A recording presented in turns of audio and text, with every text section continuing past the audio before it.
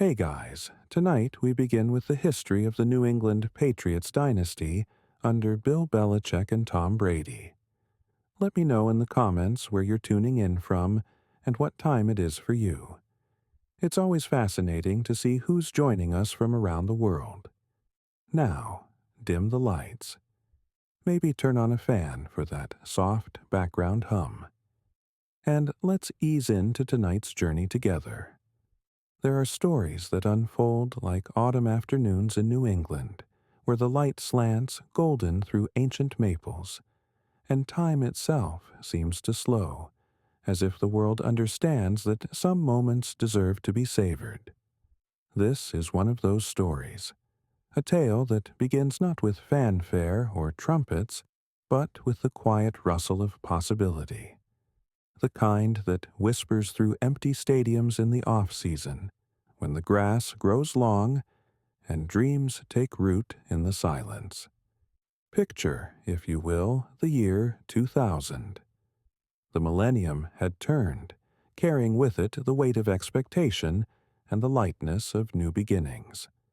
In Foxborough, Massachusetts, nestled in the gentle rolling hills south of Boston, a football team bore a name that seemed almost prophetic: the Patriots. They had wandered the wilderness of mediocrity for decades, their history punctuated by brief moments of glory that flickered like candles in a November wind, beautiful but fragile, never quite lasting long enough to warm the souls of their devoted followers. The stadium they called home then was not yet the gleaming cathedral it would become. It was rawer, more honest somehow, a place where the cold bit deeper and the victories tasted sweeter for their rarity. The fans who filled those seats carried with them the particular breed of hope that belongs to the long-suffering, the kind of hope that has been tempered in disappointment but never fully extinguished, like embers that glow quietly in the ashes, waiting for the right wind to bring them back to life. Into this landscape of patient longing walked two figures whose names would become so intertwined with destiny that speaking one without the other would feel incomplete, like trying to describe a symphony by humming only half the melody. The first was a coach, a man whose face would become as familiar as granite, weathered by countless seasons and shaped by an almost monastic dedication to his craft. William Stephen Belichick, Bill as he was known, arrived in Foxborough carrying the weight of his own history, his own disappointments, his own quiet certainty that greatness was not a destination but a daily practice, a relentless pursuit of small perfections that, when gathered together, could transform the ordinary into the extraordinary. Belichick moved through the world like a scholar of the game, his mind a vast library of formations and tendencies, of human nature distilled into X's and O's. He spoke in measured cadences, his words economical but precise, as if he understood that language, like football, was most powerful when stripped of excess, when every syllable served a purpose.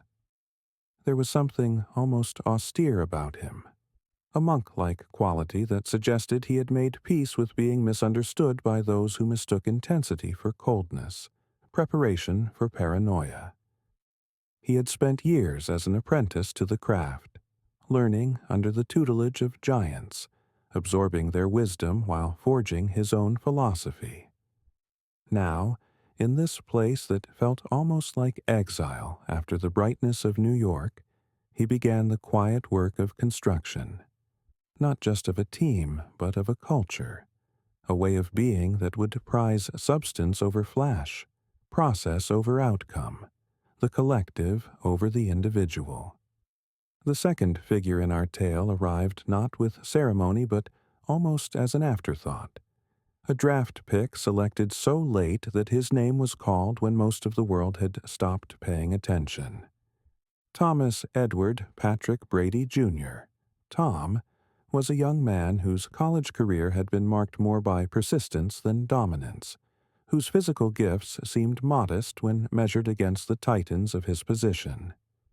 He was, by most accounts, an unlikely candidate for immortality, possessing neither the rocket arm that scouts coveted nor the fleet feet that highlighted reels demanded. But there was something else about him, something that couldn't be measured in 40-yard dash times or bench press repetitions.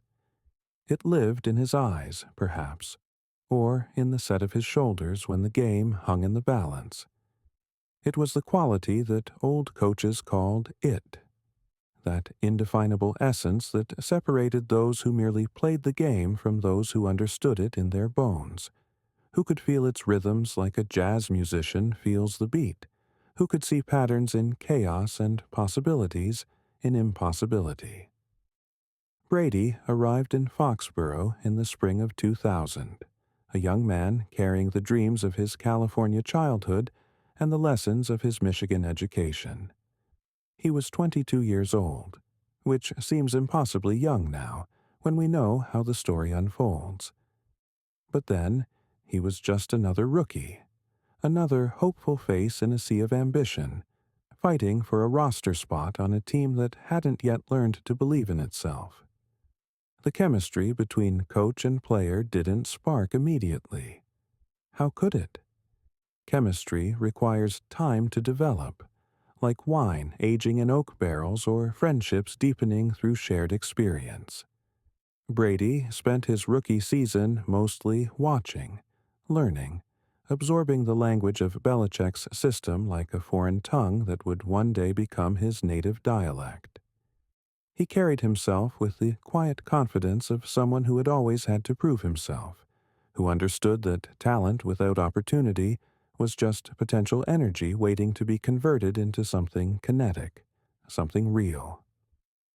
The 2001 season began like so many others, with hope tempered by realism, with the understanding that progress was measured in increments rather than leaps.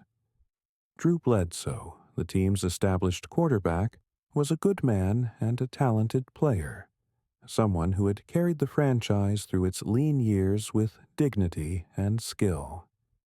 There seemed to be no reason to expect that this season would be different from the dozens that had come before it, no indication that history was gathering itself like storm clouds on the horizon. But football, like life, has a way of turning on moments so small they seem insignificant until viewed through the lens of consequence.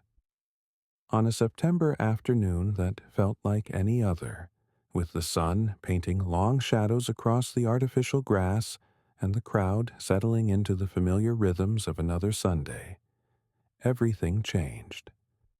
Bledsoe took a hit along the sideline, the kind of collision that happens dozens of times in every game, flesh meeting flesh with the sound of thunder. But this one was different. This one drew blood and stole consciousness and created, in its violent wake, an opening that had not existed seconds before. Into that opening stepped Brady, still young enough that his face held the softness of boyhood, still uncertain enough that his hands trembled slightly as he fastened his chin strap. The moment was not dramatic in any cinematic sense.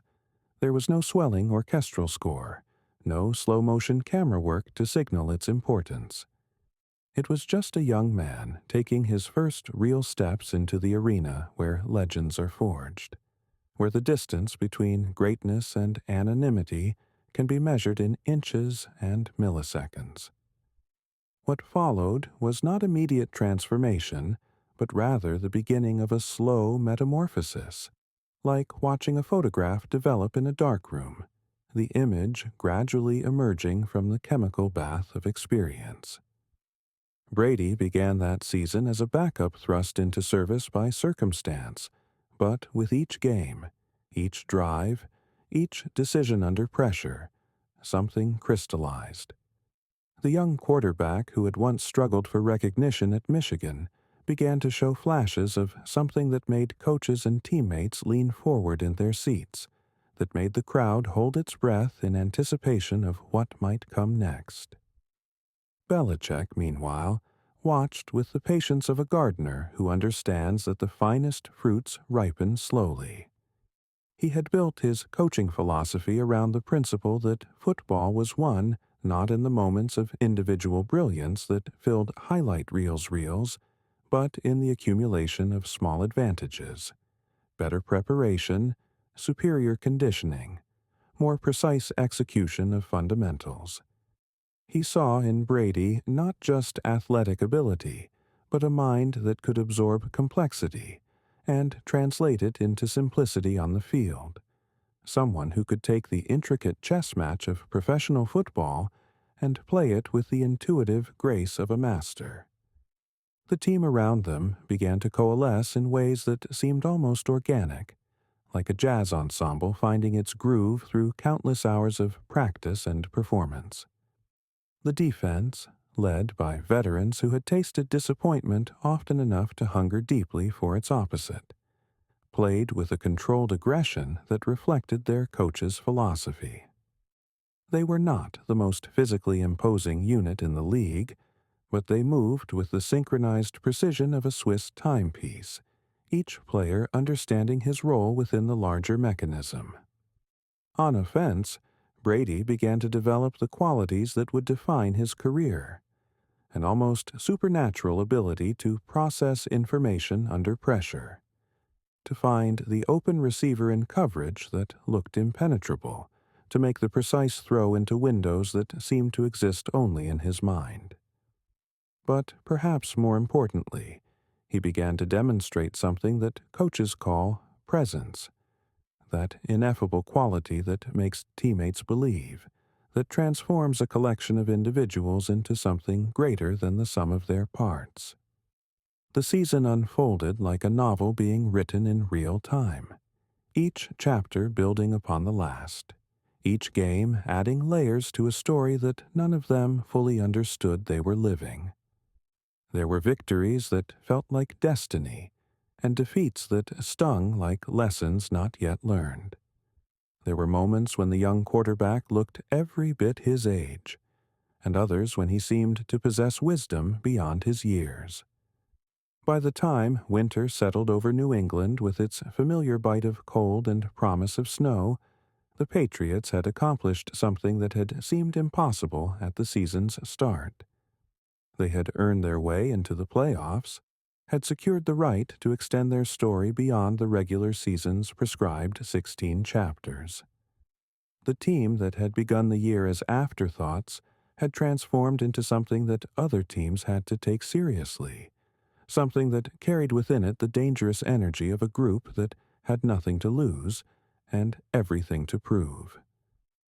The playoffs in the NFL are unlike any other sporting experience, a tournament structure that strips away everything but the essential, that reduces months of preparation and strategy to sudden death moments where seasons live or die on single plays. The atmosphere becomes electric in a way that regular season games, however meaningful, cannot quite match. Every throw carries extra weight. Every tackle reverberates with season-ending potential. Every decision by player and coach is magnified by the understanding that there are no second chances, no next week to correct mistakes or try again. The Patriots entered this crucible as underdogs, which suited them perfectly. They had spent the entire season being underestimated, being dismissed by experts who saw their success as fluky rather than earned. But inside their locker room, inside the building they called home, there was a growing sense of something special taking shape, a feeling that couldn't be quantified in statistics or captured in newspaper headlines, but that every player and coach could sense like electricity in the air before a thunderstorm. Their first playoff victory came against a Raiders team that had been expected to end their season, sending them home to begin the long process of reflection and preparation for next year. But Brady, now moving with the confidence of someone who had found his calling, orchestrated a comeback that seemed to bend the laws of probability. In the cold and snow of a January night in Foxborough, he threw passes that found their targets despite conditions that should have made precision impossible, made decisions that turned potential disaster into unlikely triumph. The victory sent them to Pittsburgh to face a Steelers team that embodied everything the old NFL had been: physical, punishing, built on a foundation of steel-town toughness that had intimidated opponents for decades. The game was played in conditions that seemed to favor the home team, with their tradition and their crowd and their experience in moments exactly like this one. But the young Patriots refused to be intimidated, refused to accept the script that others had written for them. Brady threw for over 300 yards that day, picking apart a defense that had seemed impregnable, finding receivers in spaces that the Steelers hadn't known existed. The victory was comprehensive and decisive, the kind that announces to the world that a new force has emerged, that the old order is about to be challenged by something fresh and hungry and unafraid. And so they found themselves in New Orleans in the Superdome, preparing for Super Bowl 36 against a Rams team that had been dubbed the greatest show on turf. The Rams were everything the Patriots were not: flashy, high-scoring, led by a quarterback named Kurt Warner, whose own Cinderella story had captured the nation's imagination just a few years earlier. They had offensive weapons that seemed to exist in a different stratosphere of talent. Receivers who could turn routine passes into touchdowns with the kind of speed and elusiveness that made defensive coordinators wake up in cold sweats. The build-up to the game was dominated by narratives that cast the Patriots as noble underdogs facing an inevitable defeat. The point spread reflected this conventional wisdom. The Rams were favored by 2 touchdowns, a margin that suggested the game would be more coronation than competition. Sports commentators spoke of the Patriots with the kind of respectful condescension reserved for overachievers who had exceeded expectations but were about to be reminded of their place in the natural order of things. But in the quiet of their hotel rooms and meeting spaces, the Patriots were writing a different story. Belichick had spent 2 weeks preparing for this moment, not just tactically, but psychologically, helping his players understand that reputation past performance meant nothing once the ball was kicked off, that the game would be won by whoever executed better for 60 minutes, not by whoever had the better press clippings. Brady, meanwhile, seemed to exist in a bubble of calm focus that impressed even veteran teammates who had played in pressure situations before. He was still only 24 years old, an age when most people are just beginning to figure out who they might become. But he carried himself with the composure of someone who understood that this moment had been waiting for him his entire life, that all the hours of practice and study and preparation had been building toward these 60 minutes in the Louisiana Superdome. The game itself unfolded like a masterpiece of tension and release, of momentum shifting like tides that pull first in one direction and then another. The Patriots, defying all expectations, matched the Rams score for score, their defense finding ways to slow an offense that had seemed unstoppable, their own offense moving the ball with a patience and precision that contrasted sharply with their opponent's reputation for explosive plays. As the fourth quarter began, the scoreboard showed a tie that no one outside of New England had thought possible. The greatest show on turf had been held to a performance that was merely mortal, while the Patriots had elevated their own play to heights that seemed to surprise even themselves. The crowd, which had expected to witness a coronation, instead found themselves watching genuine drama unfold, the kind of sporting theater that reminds everyone present why they fell in love with competition in the first place. With less than 2 minutes remaining, the Patriots took possession of the ball on their own 17-yard line, trailing by 3 points and facing the kind of situation that separates good teams from great ones, good players from legends. Brady walked to the huddle with the weight of the season, the weight of the franchise's history, the weight of his own dreams all pressing down on his young shoulders.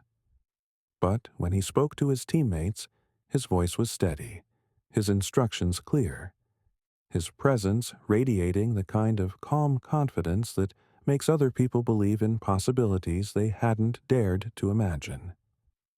What happened next has been replayed thousands of times, analyzed by experts and amateurs alike, broken down into its component parts and reconstructed like archaeologists piecing together ancient pottery. But no amount of analysis can fully capture what it felt like to witness it unfold in real time. The way Brady seemed to slow the game down around him, the way he found receivers in coverage that looked impenetrable, the way each completion brought the Patriots closer not just to field goal range, but to something that felt like destiny.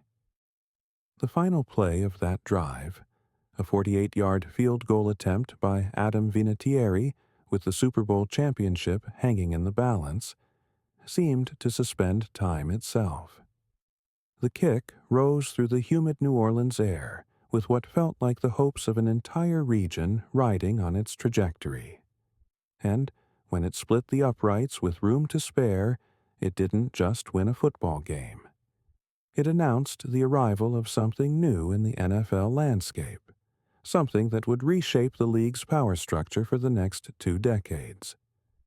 Brady fell to his knees at midfield, overwhelmed by emotions he couldn't have prepared for, while around him his teammates celebrated with the kind of pure joy that comes from achieving something that had seemed impossible just months before. Belichick, true to his nature, showed his satisfaction in more subtle ways. A slight smile, a firm handshake, the quiet pride of a craftsman whose work had been validated on the biggest stage possible. But this moment, magnificent as it was, represented not a conclusion but a beginning. What they had accomplished in New Orleans was the first brushstroke on a canvas that would eventually become one of the most extraordinary artistic achievements in sports history.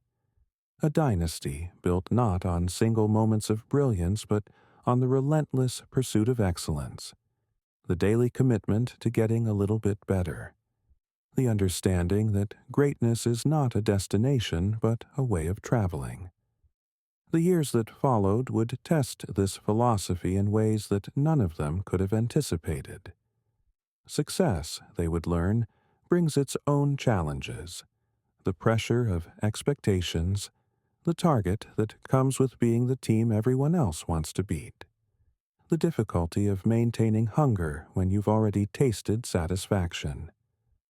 Lesser organizations might have been content to rest on their accomplishments, to treat that first championship as a peak rather than a plateau.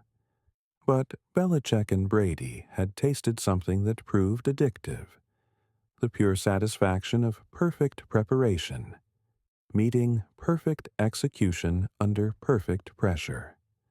They returned to Foxborough that spring with the Lombardi Trophy in their hands, and the understanding that what they had built together was too precious to waste, too powerful to abandon, too promising to treat as anything other than the foundation for something even greater. The 2002 season brought with it the weight of defending champions, the understanding that every team would bring their best effort against the Patriots, that every game would be treated like a playoff contest by opponents who saw beating the champions as validation of their own worth. The spotlight that had once favored them as underdogs now illuminated them as targets, and they had to learn to operate in this new reality where surprises were harder to achieve, and complacency was always lurking at the edges of consciousness.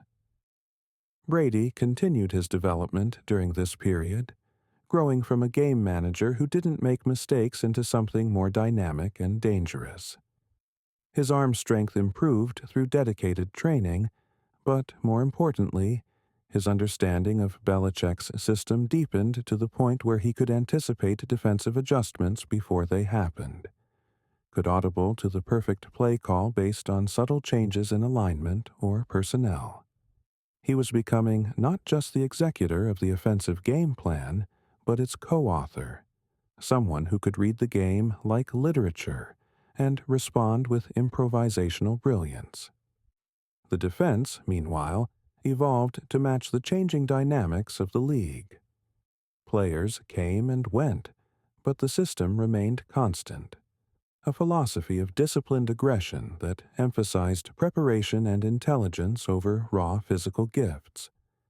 They were rarely the most talented unit on paper, but they played with a collective intelligence that made them greater than the sum of their parts. A chess team in shoulder pads that could solve offensive puzzles that confounded more physically gifted opponents. The 2003 season became a testing ground for everything they had learned about sustained excellence. They navigated the regular season with the methodical precision that was becoming their trademark, accumulating victories not through spectacular individual performances, but through the kind of systematic dismantling of opponents that comes from superior preparation and execution. By the time the playoffs arrived, they had transformed from surprising champions into overwhelming favorites, a shift that brought new pressures but also new opportunities. Their playoff run that year felt different from their first championship journey. Where the previous year had been about overcoming obstacles and exceeding expectations, this campaign was about establishing dominance, about proving that their first title had not been an aberration, but the natural result of a superior approach to the game. They moved through the postseason with the confidence of a team that had been in these moments before and knew exactly how to handle them. The Super Bowl that year took them to Houston, where they faced a Panthers team that, like the Patriots 2 years earlier, had exceeded all expectations to reach the championship game. The parallels were obvious, and many observers wondered if Carolina might be able to duplicate New England's unlikely triumph over a more established and favored opponent. But the Patriots who took the field that February night were different from the wide-eyed underdogs who had shocked the Rams. They played with the controlled aggression of a team that knew exactly what it wanted and how to get it. Brady, now a veteran of the biggest stage despite his youth, orchestrated the offense with a maturity that belied his years, making the throws that needed to be made, avoiding the mistakes that could derail a championship drive. The game itself was a classic, seesawing back and forth with the kind of dramatic momentum shifts that make Super Bowls memorable. But in the final minutes, with everything on the line once again, the Patriots demonstrated the quality that would define their dynasty, the ability to perform at their highest level when the stakes were at their highest. Brady's touchdown pass to Mike Vrabel, followed by another clutch field goal by Vinatieri, secured their second championship in 3 years and established them as the new gold standard in professional football. This victory felt different from their first. Where the triumph over the Rams had been about proving they belonged among the elite, this championship was about establishing that they were the elite, that the rest of the league would have to measure themselves against the standards the Patriots had set. In the locker room afterward, amid the champagne and confetti and television interviews, there was a sense not just of accomplishment, but of arrival. The understanding that what they had built was not just successful, but sustainable. Not just good, but potentially great. The middle years of the decade brought new challenges and different kinds of satisfaction. The 2004 season culminated in perhaps their most dominant championship run, a systematic dismantling of the playoffs that included a definitive victory over the Pittsburgh Steelers in the AFC Championship, and a comprehensive defeat of the Philadelphia Eagles in the Super Bowl. This third championship in 4 years cemented their status as a dynasty and established Brady and Belichick as the premier quarterback-coach combination in the NFL. But football, like life, moves in cycles of triumph and disappointment, success and failure, lessons learned and prices paid. The years that followed that third championship brought new challenges that tested their resilience in different ways. There were playoff defeats that stung precisely because they had become accustomed to January success, seasons that fell short of their own impossibly high standards, moments when the dynasty seemed to lose some of its inevitability. The 2007 season became both a triumph and a tragedy, a year when they achieved something that no team had ever accomplished while simultaneously experiencing the most devastating defeat of their remarkable run. They went undefeated through the regular season, systematically destroying opponents with an offensive juggernaut that seemed to exist in a different dimension from the rest of the NFL. Brady threw for over 4,800 yards and 50 touchdowns, numbers that redefined what was possible at the position, while receivers like Randy Moss and Wes Welker turned routine plays into highlight reel spectacular performances. The undefeated regular season created a sense of inevitability that felt almost oppressive. They weren't just winning games, they were dominating them with a kind of scientific precision that made their victories feel predetermined. Brady was playing at a level that seemed to transcend the normal boundaries of the position, making throws that defied logic and decisions that seemed to come from some supernatural understanding of the game. But the Super Bowl that year, played against a Giants team that had barely squeaked into the playoffs, became a reminder that football remains gloriously, frustratingly unpredictable. The Giants played the kind of desperate, inspired football that sometimes emerges when a team has nothing to lose and everything to prove. They pressured Brady in ways that few teams had managed all season, forcing him into uncomfortable situations and uncharacteristic mistakes. The final minutes of that game contained some of the most dramatic football ever played, with momentum shifting like mercury and the championship hanging in the balance until the very last play. When it was over, when the Giants had somehow impossibly defeated the previously undefeated Patriots, the silence in the Patriots' locker room was profound.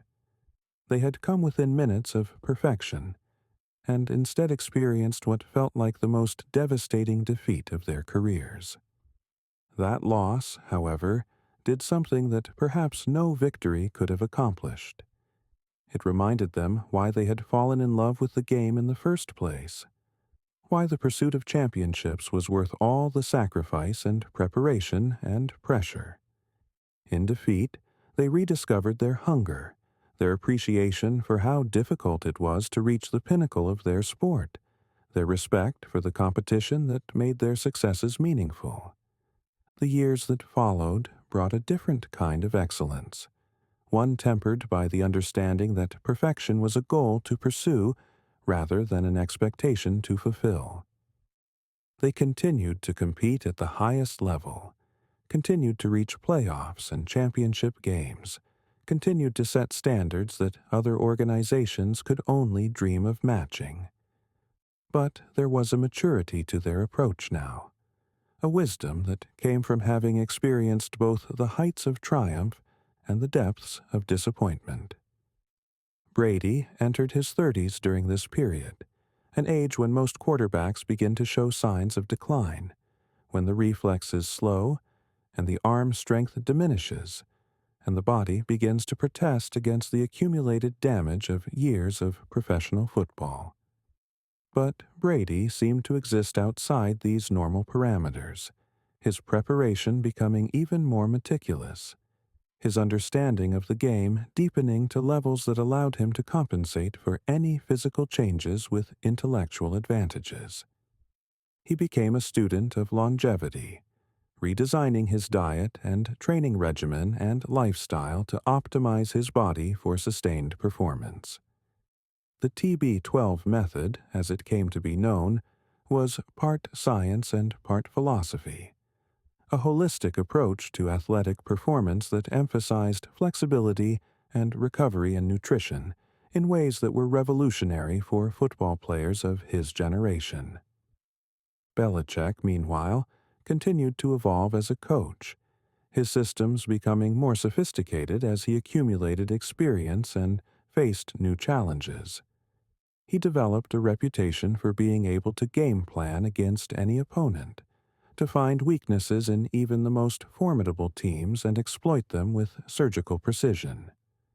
But perhaps more importantly, he mastered the art of keeping his players hungry and focused despite their success, finding ways to motivate men who had already achieved everything the sport had to offer. The 2010s brought a renaissance to the dynasty, a second golden age that proved their earlier success had not been a fluke of timing or circumstance. The 2014 season culminated in perhaps their most satisfying championship, a comeback victory over the Seattle Seahawks that demonstrated their ability to perform in the clutch even against a younger, more physically gifted opponent. Brady's performance in that Super Bowl was a masterpiece of precision and poise, capped by a touchdown pass to Julian Edelman with 2 minutes remaining that gave them the lead they would never relinquish. But it was the following year's championship that perhaps best exemplified everything the dynasty represented. The 2016 season ended with Super Bowl 51, a game that began as a disaster and ended as the greatest comeback in championship history. Trailing the Atlanta Falcons 28-3 in the third quarter, the Patriots faced a deficit that seemed insurmountable, a hole so deep that even their most devoted fans began to consider the possibility that this might be the end of their remarkable run. What followed was 25 minutes of football that compressed an entire dynasty's worth of lessons into a single, unforgettable performance. Brady, now 39 years old and playing in his 7th Super Bowl, demonstrated the kind of calm leadership that had defined his career, methodically picking apart the Falcons' defense while his teammates rallied around him with the kind of desperate determination that comes from understanding this might be their last chance. The comeback was not just about individual brilliance, though Brady's performance was certainly that. It was about everything the organization had learned about resilience and preparation and belief over the previous 15 years. It was about a defense that had been criticized all season suddenly, finding ways to stop an explosive Atlanta offense. It was about role players making the plays of their lives when everything depended on their success. It was about a coaching staff that remained calm and systematic even when the situation seemed hopeless. The overtime touchdown that sealed the victory, a short run by James White that capped a methodical drive through the heart of the Falcons' defense, represented more than just another championship. It was validation of everything they had built, proof that age and experience could triumph over youth and talent, evidence that the dynasty was not just surviving but thriving in its third decade.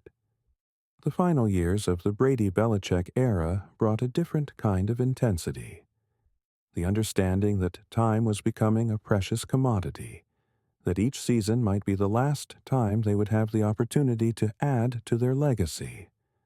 Brady continued to play at an elite level well into his 40s, his preparation becoming even more meticulous as he compensated for the inevitable effects of aging with superior knowledge and technique. The 2018 season brought their 6th Super Bowl championship, a victory over the Los Angeles Rams that was notable more for its defensive mastery than offensive fireworks.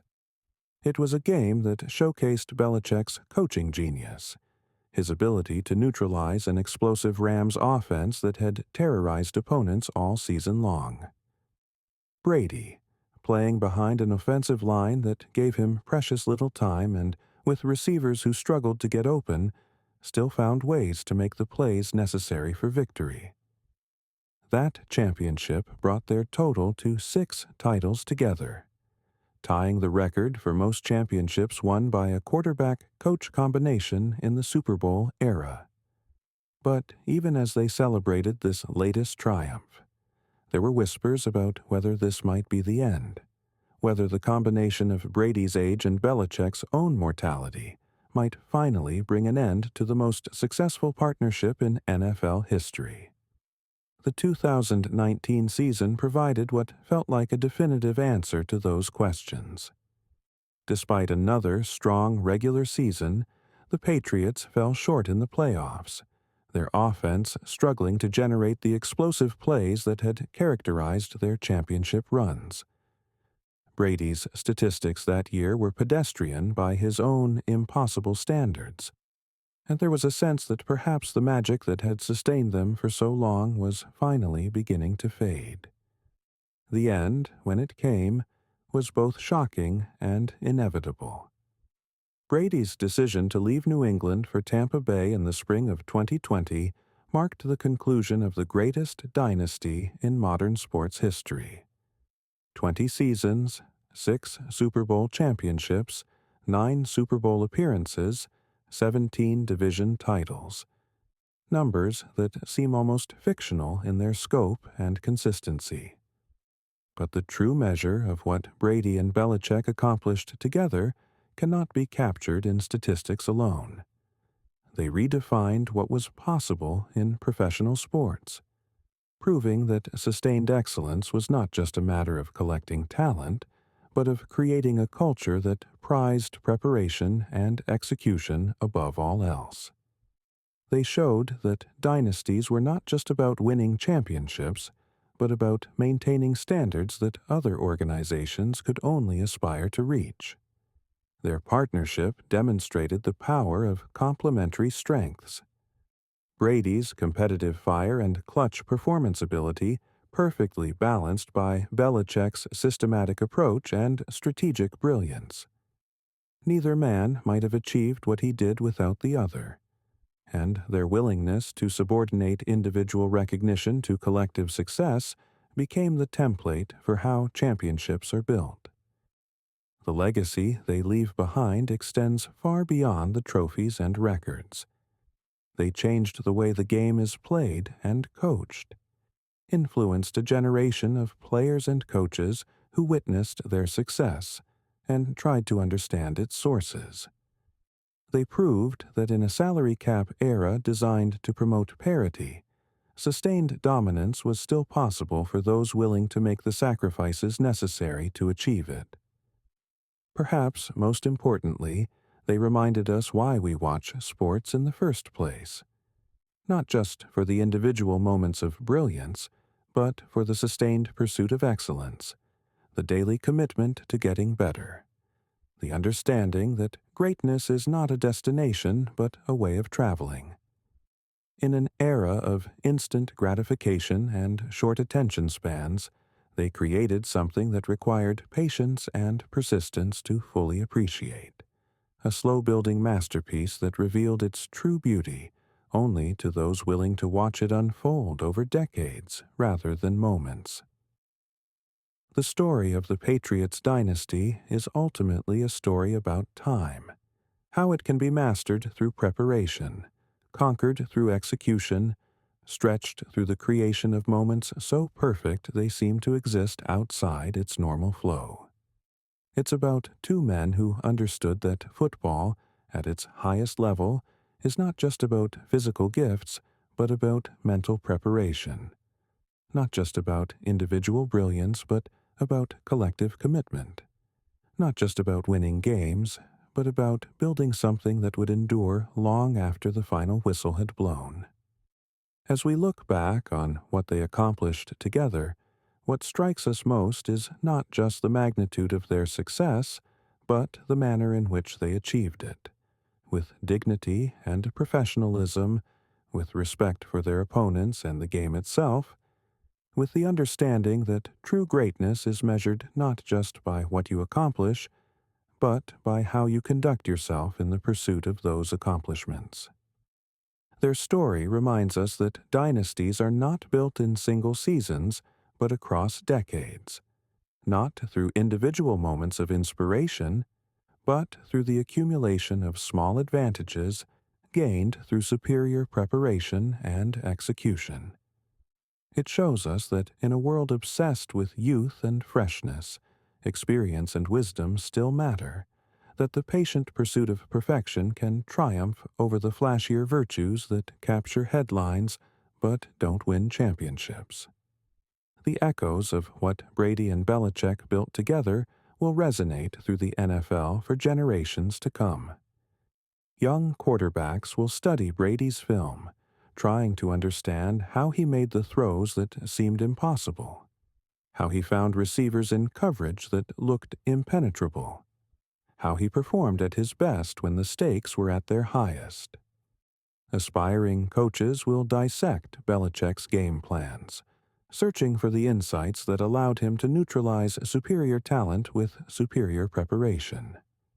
But perhaps the most important lesson of their dynasty is simpler than any X's and O's diagram or motivational speech.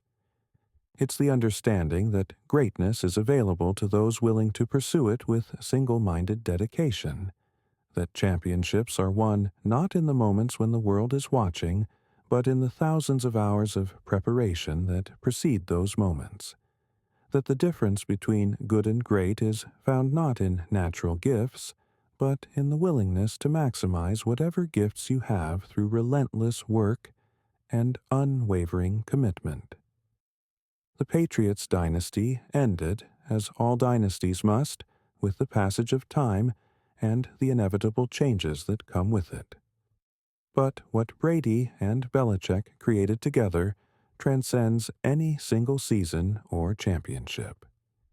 They built something that will be remembered not just for its success, but for its example, not just for what it accomplished, but for what it proved was possible when extraordinary talent met extraordinary dedication in the pursuit of something truly special. In the quiet moments now, when the crowds have gone home and the championships have been celebrated and the records have been entered into the history books, what remains is the memory of what it felt like to witness greatness in its purest form. For 20 seasons, they showed us what the game could be when played at its highest level, what human potential looked like when properly channeled, what was possible when two exceptional individuals found each other and decided to chase perfection together. That chase, more than any trophy or record, is what we remember.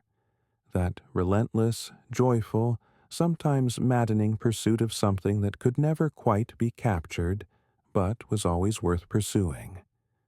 They reminded us that the journey matters as much as the destination, that the daily work of getting better is as important as the moments when that work pays off in victory, that greatness is not a single achievement but a way of being in the world.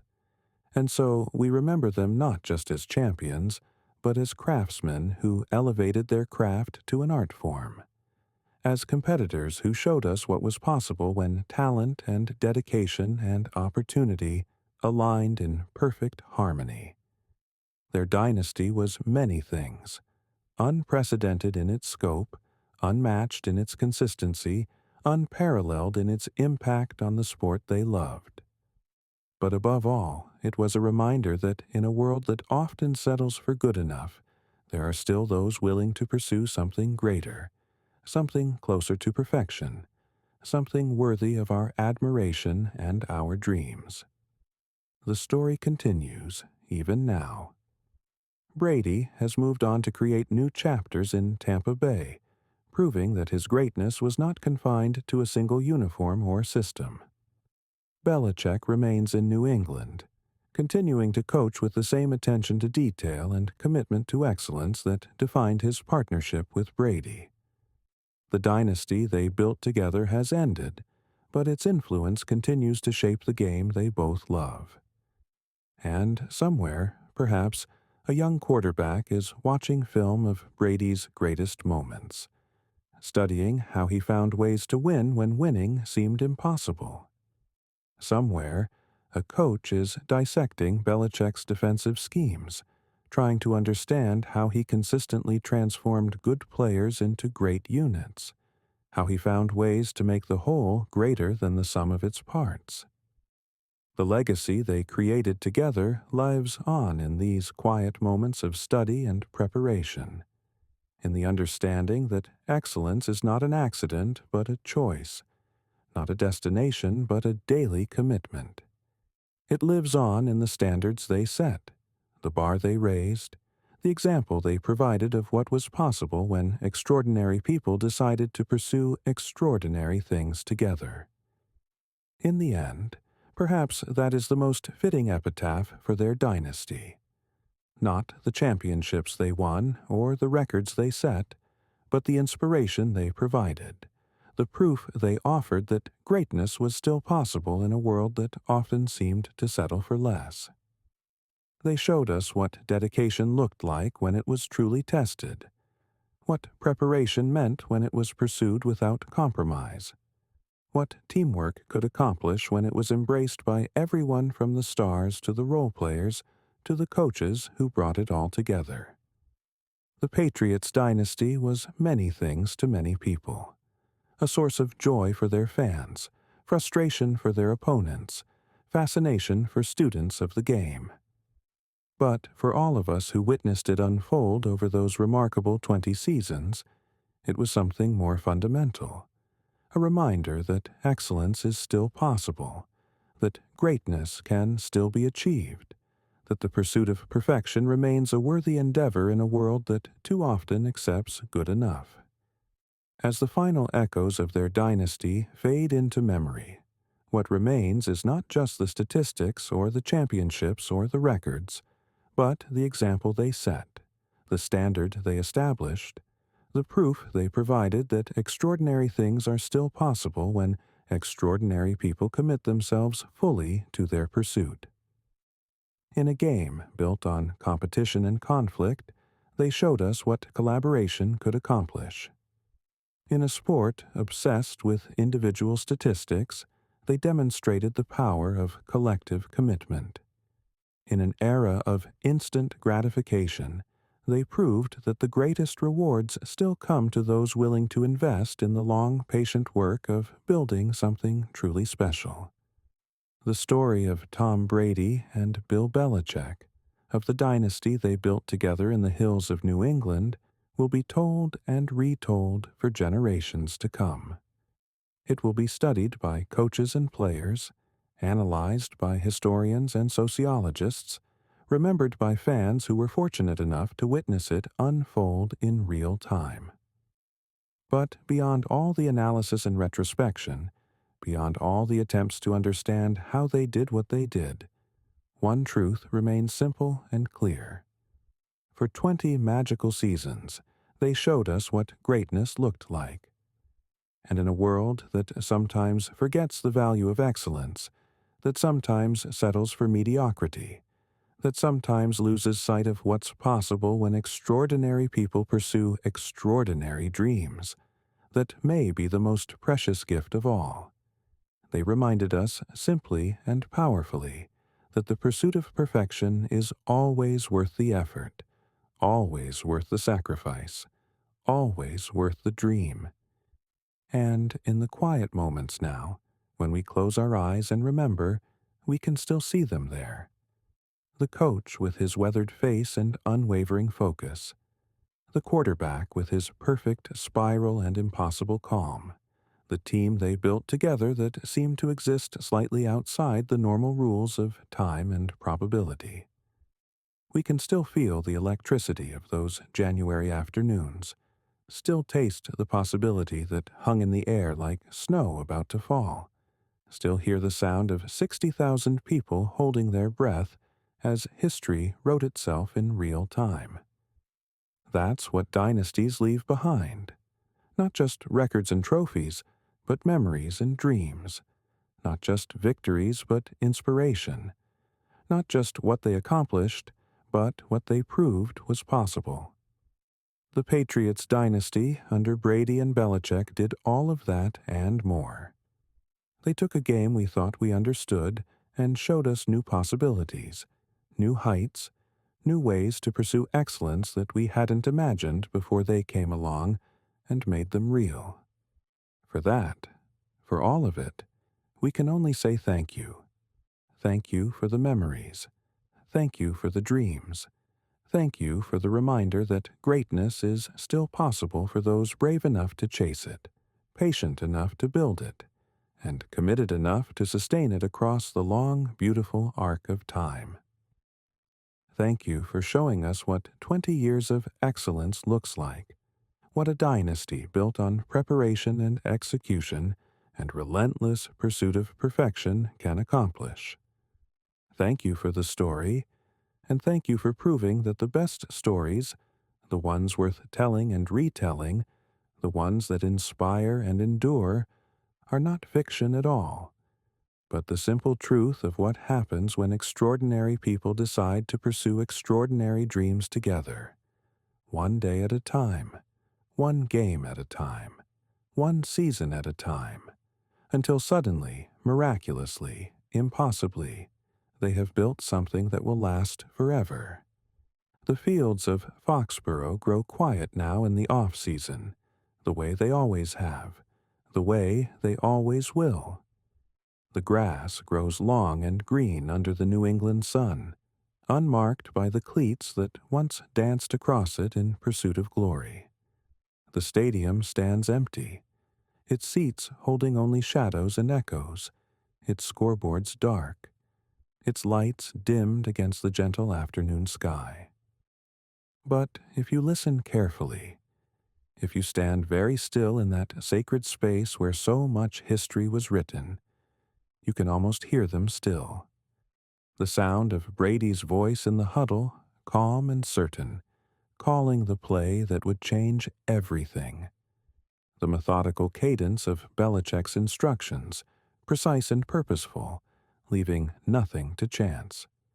The roar of 68,000 voices raised in unison, believing in something greater than themselves. The dynasty is over, but the dream remains. It lives on in every young athlete who refuses to accept limitations, in every coach who believes that preparation can overcome talent, in every team that dares to imagine they might be capable of something extraordinary. It lives on in the understanding that excellence is not a destination but a journey, not a gift but a choice, not an accident, but the inevitable result of refusing to settle for anything less than your very best. This is what legends leave behind, not just the memory of what they accomplished, but the blueprint for how it was done, the proof that it can be done, the inspiration to try. Brady and Belichick gave us 20 years of that inspiration, 20 years of watching the impossible become inevitable, 20 years of proof that greatness is still possible for those willing to pursue it with the devotion it demands. And so their story continues, even now, even after the final whistle has blown, and the last championship has been won, and the partnership that defined an era has come to its natural end. It continues in every practice that begins with the understanding that excellence requires work, in every game that's approached with the preparation it deserves, in every moment when someone chooses to pursue their potential rather than accept their limitations. The Patriots dynasty was many things, unprecedented, unmatched, unforgettable. But perhaps most importantly, it was possible. In a world that too often tells us to lower our expectations, to accept good enough, to be realistic about what we can achieve. Brady and Belichick spent 20 years proving that the most realistic thing of all is to dream as big as we dare, and then work as hard as those dreams deserve. That's the gift they gave us, wrapped in championships and records and moments of pure sporting poetry. They reminded us that we are capable of more than we know, that excellence is available to anyone willing to pursue it, that the greatest victories are not won in the moments when the world is watching, but in the countless hours of preparation that make those moments possible. The sun sets now over Foxborough, as it has for decades, as it will for decades to come. But the light they created there, the understanding of what's possible when extraordinary people commit themselves to extraordinary pursuits, that light will never fade. It will shine on, bright and eternal, a beacon for anyone who has ever wondered whether greatness is still possible in this world, whether excellence can still be achieved, whether the pursuit of perfection remains a worthy endeavor. The answer, proven over 20 unforgettable seasons, is yes. Always yes. The dynasty has ended, but the dream, that beautiful, impossible, absolutely achievable dream of excellence, lives on forever.